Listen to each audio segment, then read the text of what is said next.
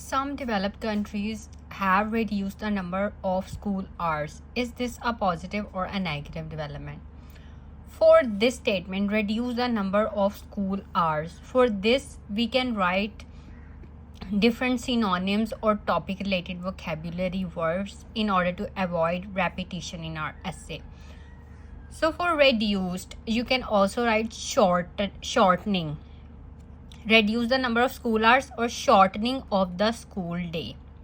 Okay, these two statements have the same meaning. By using synonyms, we have paraphrased this statement. Okay, so reduce, shortening, number of school hours, shortening of the school day. And you can also write shortening the school day. Shortened school day. Reduce the amount of instructional time.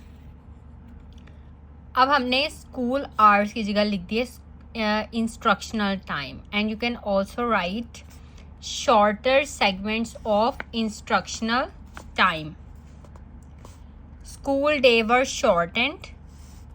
reduce the number of vacation days or reducing the number of hours.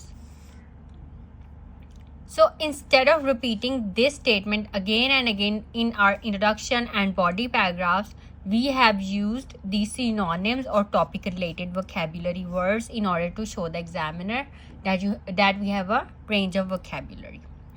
So just practice this and learn how to paraphrase. Okay, so that's all for this video. If you have any questions, you can ask me in comments.